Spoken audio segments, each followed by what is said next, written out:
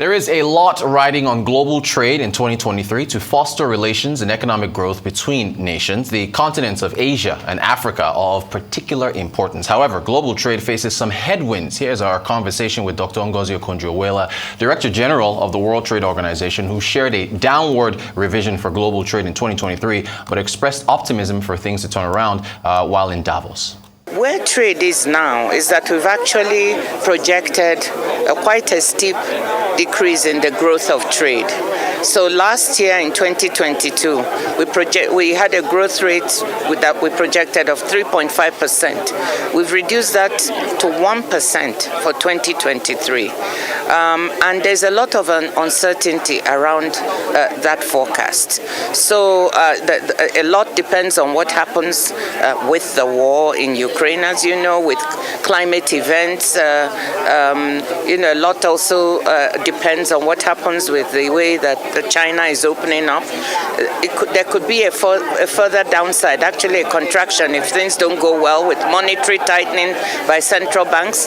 But if things go well, we could also see an upside. But right now, it's 1%. But let me say this, in spite of that, trade volumes are high when we talk about merchandise trade, and digitally delivered services trade is growing at a phenomenal rate, 14% a year. So trade will be part of the solution for bringing us out of the crisis that we're in, for the recovery, for global recovery.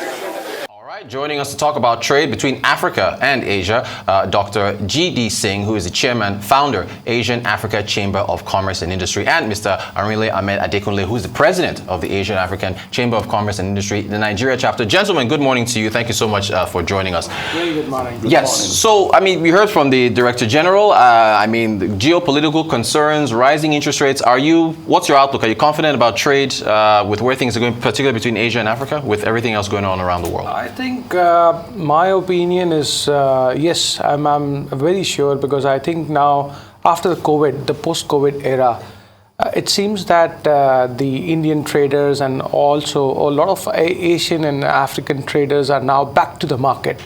So it's like, the market is opening up. The barriers which were there as a protector during the COVID times have now gone away. And I think that there seems to be quite a big flow. So people are moving out, the travelers are back to normal. So I think this will definitely give a heads up and a good starting move to see that we have a strong bridge between the trades. And in my opinion, I think a lot to be seen in the infrastructure, healthcare, education, particularly in Africa. So there is a great chance for us to see good trade this year. Okay, thank you, Mr. Adekunle. Let me come to you. Let's take a look at some numbers here. Africa-China trade is growing. If we look at China's trade with Africa for 2022, I think total trade 282 billion, up by 11%. Exports to Africa 164 billion. Imports from 117. China also. Let's take a look at India as well. I think China trade with Africa. I think India as well also has some growing trade as well. If we look at that, yeah. So 89.5 billion for 2022 as of July last year, up from 56 billion in 2021. And if you look at the cumulative investment from India into Africa, that's been growing. So are these, Mr. Adekunle, China, India, your main focus at the Nigerian chapter, or are you looking at other Asian nations, the Vietnams, the Thailands, the Malaysias, and so on? Thank you. Our chamber covers across 102 countries in the world, including America, Australia, and more. Okay. So we are not just limited to China and India. Okay. Singapore, Malaysia, and other Asia power blocks. When you compare the two continents together, we have a lot of similarities. Some years back, they started how we are starting our own now. Yeah. And then if you come into the area of the knowledge economy, you could see that the African nations were doing well. Our youth are also doing well within the ICT world and all of that. So we are going to bridge all of these things together, and Nigeria will be better for it. Yes, we know because of the COVID-19, we experienced some economic downturn, but now everything moving up, picking up. I bet you Nigeria, we are going to tap into the advantage and we'll be at the top level. Okay. Dr. Singh, do you want to add any thoughts on China, India, or you're looking at other nations as well? I think you were absolutely right that we are not just tying upon China, India, or China, Nigeria, or India, Nigeria, because I think, we are focusing on 102 nations. And as a two-continental chamber, which is an intercontinental chamber, Asia and Africa takes care of the whole 102 countries for that matter. Yeah. So in my opinion, I think, yes, you very rightly said that Vietnam, Malaysia, Singapore, and these all regions have also grown. And I think there are a lot of Africans, those who have visited and have signed MOUs through us as well. Fine. So I think, the future is the collab between Asia and Africa, and that's what we see. Great stuff. I want to ask you both about your thoughts on the Africa Continental Free Trade Area Agreement. Here is Dr. Ngozi Okonjo-Iweala again. I'll talk with her in Davos. Yeah, we're going to actually play a clip and actually listen to what she had to say. I do not believe we can really achieve Agenda 2063 unless we implement the African Continental Free Trade Area, implement the protocol. So yes, it's important, but of course it's just beginning. I know that 8 countries or 7 countries have started trying to trade under the protocol, but again, that is at the beginning. What we need is for all our countries, now that most of them have ratified the agreement, to actually start putting it into practice, because it will help solve a lot of problems. We have a big market, and if we can have move within such a big market, imagine if we can manufacture things or add value to our agricultural products, for instance, and trade within the area of 1.4 billion people for now. That's huge. So my view is that, look, we trade, intra-African trade is about 15 or 16%. We should be looking to double this within the next decade. Our share of world trade is less than 3%, around 3%. We should look to double that. To do all of this, the African Continental Free Trade Area will be very important. All right, here is also a quote from, I believe, the India External Affairs Minister, Mr. S. Jaishankar, who said, "We hope that the African Continental Free Trade Area Agreement, which was commenced in 2021, will be helpful to Indian companies to enhance and intensify the business footprint." So basically, I wanted to get your thoughts on, I guess, with your presence here, Asia-Africa Chamber of Commerce, your thoughts on the Africa Continental Free Trade Area Agreement. I guess, this agreement which has been signed up in 2021 will definitely throw a very good tourism perspective as well for business people to come and eye upon the different business opportunities available to them.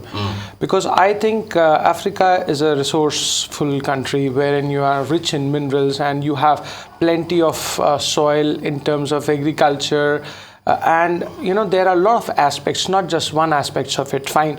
So I think the more number of SMEs and MSMEs we're going to empower, we're going to make the change in terms of bringing new infrastructure, new manufacturing plants, new units.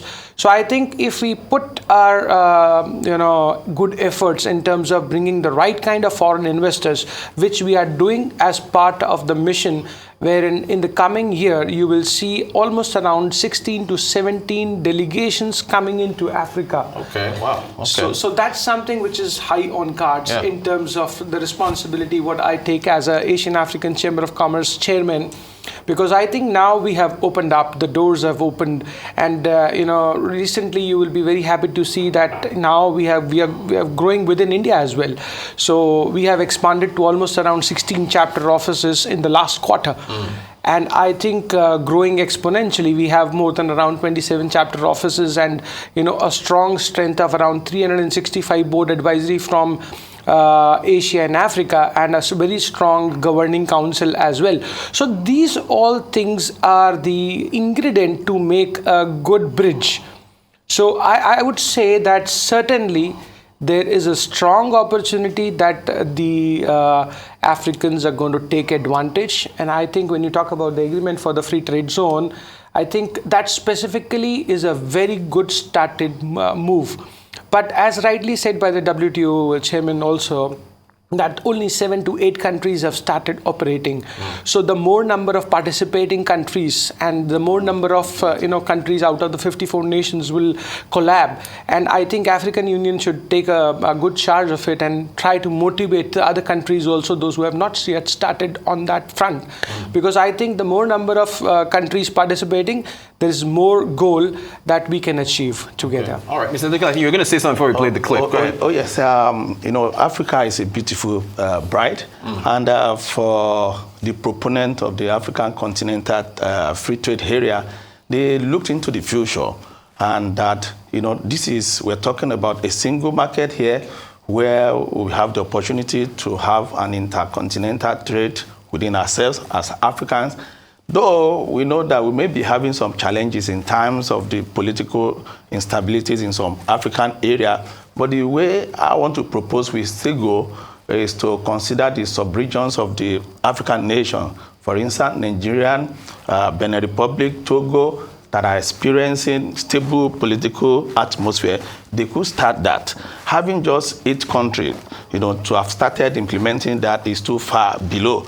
So the eastern part of the Africa could also start, the northern part of the Africa could also start. And at the end of the day, all of us we are going to meet at the middle point, and we start enjoying all of this. Because if you could see as well, even the Europe that have started long ago, you can still see Sweden, and some other country, sorry about it, not Sweden, that are trying to apply to join the European Union for this purpose. Haven't started how many years ago? So too, in Africa, we can start a journey of 1,000 miles. We just start with 8 steps. One step. Yeah. Very nicely said. Yeah. Okay. I want to ask you about the importance of Nigeria to the Africa-Asia Chamber of Commerce and Industry. I think Nigeria is India's largest trading partner, in Africa. I think second or so to South Africa for China. So India, that's the bilateral trade, 14.9 billion there. And I think if we look at China's top African trading partners, Nigeria, as of 2021, was in second place. So how, for the both of you, how important is Nigeria in the mix for your chamber? I would say for that matter, if you talk about Africa particularly, Nigeria has always been the prime target for any country for the bilateral trade. So I think we can't leave that aside. So that topic is really very crucial for any country to look into in terms of particularly bringing the foreign investments or bringing in the trade. And I think when we talk about bilateral trade, yes, of course, India has always been strongly playing a role, because there are a lot of import happening from India in terms of rice, sugar and other commodities. And of course, that gives a good exposure to the Asian counterpart as well. But I think we need to focus on our own agriculture in Nigeria. When you talk about Nigeria, what is lacking is we are going to do the technology transfer for bringing in the good machinery to have automated farming. So these are the kind of ideas which we are coming up for Africa to build a better self-sustained economy. Gotcha. So this is my way to look forward. Right? All right. I mean, you're the president of the Nigeria chapter, so how important is Nigeria to the chamber? Yeah, Nigeria is very critical, not just to the Asia, to every part of the world, as a country with the largest population in Africa. Numbers matters. But coming to Nigeria, if you look around other chambers, you will see that I look much more younger than others. And this is, this is a message to Nigerian youth that now we want to take the charge. We know that the youth are the ones who are actually making the economy running. So, and we now being in charge of the chamber, we are going to encourage more youth to come on board and to take advantage of what the ACCI Global, has on the table for the youth. We already have our members in China, in Malaysia, in India, who are willing to transfer their technology down to Nigeria. What the challenge we are having here is in terms of funding. And here we also have some partners who wants to bring their fund as an equity into businesses here in Nigeria. So we want to take charge, and Nigeria is ready for a good business with Asia. It won't be the story of how it used to be. It has always been on one side, but now that we are involved, we'll get it balanced a bit. All right. Yeah. Now, trade between Asia and Africa is lopsided, and it's more benefits Asia, to where Asia exports more to Africa than it imports. Is that to your advantage at your chamber? I was thinking that this question will definitely pop it up, right? But in my opinion, I think it's only the way you look at the situation. It's like, if there's something missing, that's why you are, doing the imports. Yeah. And I think that, the more better training, the more better empowerment we give to the youth, as rightly said by Ahmed, that, we need to empower the country more. We have to give more enthusiasm. We have to give more liberal norms, and we have to support. So that support system, if we make, and if we have, our own manufacturing plants, our own agriculture, then I think this dependency can be brought down. So I think gradually, to build a stronger economy and to see a better Nigeria or to see a better Africa, I think all African countries will have to ensure that they develop their self-sustainable model to try and cultivate a culture within their own organization that they have to stop or they have to reduce their imports. And how they can do it, yes. The more capable they will become, the more technology transfers or the more kind of inward investments projects wherein they can do their own manufacturing. Just like in India, we have a mission called Make in India. Right. Why not make in Nigeria? Right. We have to make it happen. Yeah. But it's all political scenario. I don't want to comment on that, but I think, I think we can debate and we can go hours and hours on that, right? Mr. Adekunle, how do we, as Dr. Singh has said, how do we improve things as far as... that is one of the responsibility of a chamber. Yeah. As a chamber, we have a platform where we have every other countries on that platform. We have the China, we have all of, so we are interacting among ourselves to know about, we will put on the platform what Nigeria has. They will bring their own. Then we'll look at the comparative advantage of all of this. And when we see that they are having more, we have the opportunity of increasing ours. And through chambers, things will start being normalized gradually. It's not just easy.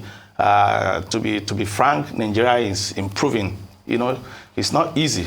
We started a very long time ago, but things are gradually moving, getting to right shape, and we just need to follow the trend and balance all of this within the chambers, and that we are doing at AfCFTA. So if things turn around, they say Africa now is exporting more than Asia, and the tables flip, will that still benefit the chamber? Will that still be either way, whichever way it goes? we are a non-biased chamber, and as the name says, it's like Asia and Africa. So I'm not going to be biased to India, being an Indian, but yes, of course. There has to be a balance between anything and everything, I believe, right? Yes. So we have to learn new things which are missing in Africa. We have to see if the other one is doing good. So then we have to take inspiration from others rather than thinking as if we are doing good or they are doing good. Fine. So is it all about infrastructure? Is that what needs to be boosted in Africa in order to boost the trade numbers? I think it's not just about that. What I've been lacking at the small scale level, at the enterprises level, is the lack of trust and all of that. We in Africa, we are used to that. We want to do these things on our own, but the world has gone beyond that. We need more collaborations. Particularly, let's talk on how people really think that traveling to Nigeria is a risk. So we have to take out that myth that look, the world has changed. So he's very right that talking more about anything else, let's talk more on this subject. This is more badly needed. So it's a safe country. It's not that everybody is bad, or it's you talk about scams, then only Nigeria is being focused. Why? So we have to change, and we have to give a newer image of this new generation Africa. Do these things come up when you talk to your partners, your trading partners? Do these type of questions come up? Yes. I like when we were on our platform just 3 days ago. Some of them, they saw him. He traveled to Oyo State, Okeo. precisely, and he went alone without no security guard and all of that. So he was even live streaming the journey, and people were just wondering, how, you are in Nigeria, are you safe, how can you be going? And he said, no, all you see, all you hear about Nigeria, it is not actually so. You have to come and see things for yourself. And on that note, we, the Nigerians, we are the one that needs to do more on this. And then the media houses, you also need to do more in this area. Let's focus more on those good things about us. Every other country has their own bad eggs too. And then Nigeria is not doing badly at all. So at that level, we've been giving confidence among ourselves. We have been proving it. We just, about 37 delegates just left Nigeria 3 days ago. And their experience was good and fantastic.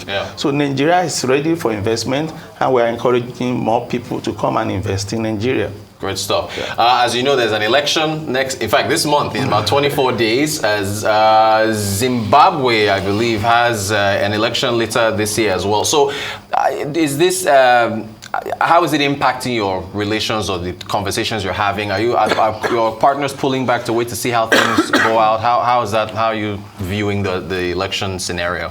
I think, yes, of course, you know, when the elections are doing the rounds, then usually the business meetings, or rather even the political meeting, you know, are at standstill in any country for that matter. So I think, yes, of course, it will have the travelers or the business travelers will definitely like to switch their times, and probably that's the only thing which will hamper. Otherwise, I think, you know, business is going as per normal. But I think that's the only point which I believe. Ahmed, you can value add to that. No, you are very correct.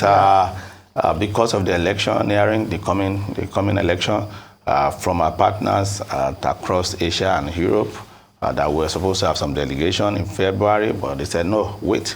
You know, such things will actually come up. People want to see how it's going to be and all of that. And it's normal for any country who is into electioneering period. So things will slow down. And we're also experiencing such in Nigeria currently. All right, we have a couple minutes to go. I just want to give you 1 minute each. If you can give an outlook for trade between Asia and Africa, I guess, I don't know, 2023 or beyond. What's your outlook? I think starting 2023, I'm very sure and certain that, you know, we are definitely going to have a good, strong business trade between Asia and Africa. As you have always seen that, you know, there are a lot of different level of expertise in the Asian side, and similarly there is a different level of expertise in the African side.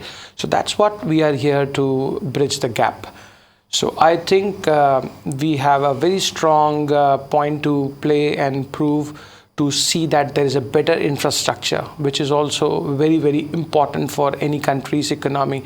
So we will try to bring in some foreign investors to see that how we can develop better infrastructure, whether it's road, railway, or bridges, or any other thing which the country is looking at. And similarly, I think agriculture will be the turning point. The more we can give empowerment to people, because that will bring change in terms of bringing new employability options for the youth. Because I would say that, you know, you have a very big population, and for that matter, the kind of people, those who are working, and then the per capita is also depleting. So I think if we want to increase that, we can do that in terms of training more youth on the agriculture, the newer technology, and that is badly needed.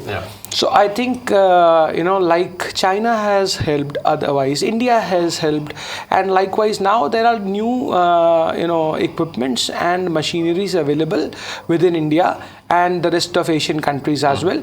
And then there is a strong support from the European Union as well.